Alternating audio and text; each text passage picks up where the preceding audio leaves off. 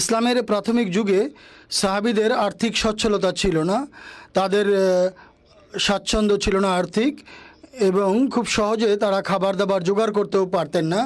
সাহাবীগণ নিজেদের এবং নিজেদের স্ত্রী সন্তানদের পেট কেটে তাদেরকে ক্ষুধার্ত রেখে অতিথি সেবা করতেন।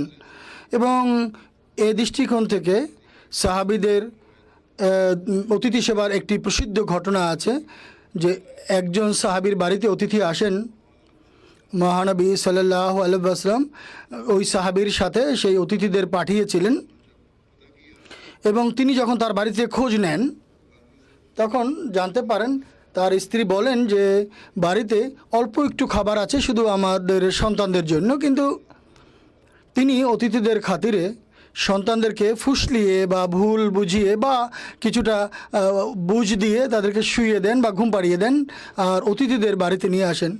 আর নিজেরাও খাবার খাওয়ার সময় প্রদীপ বন্ধ করে দিয়ে নিজেরা খাবার খায়নি, বরং অতিথিদের সামনে প্রকাশ করেন যে তারা নিজেরাও খাবার খাচ্ছেন, নিজেরাও ক্ষুধার্ত থেকে যান আর তাদের সন্তানরাও ক্ষুধার্ত থেকে যায়।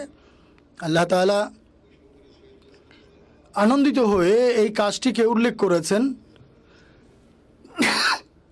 যে মহানবী সাল্লাল্লাহু আলাইহি ওয়াসাল্লামকেও এই ঘটনার সংবাদ দেন। পরের দিন সকালে যখন সেই সাহাবী মহানবী সাল্লাল্লাহু আলাইহি ওয়াসাল্লামের সমীপে উপস্থিত হন তখন তিনি বলেন, তুমি রাতের বেলা অতিথিকে যে খাবার খাইয়েছিলে এবং তাকে খাবার খাওয়ানোর জন্য তুমি যে পরিকল্পনা করেছিলে, আল্লাহ তাআলা এতে খুবই আনন্দিত হয়েছেন এবং হেসেছেন।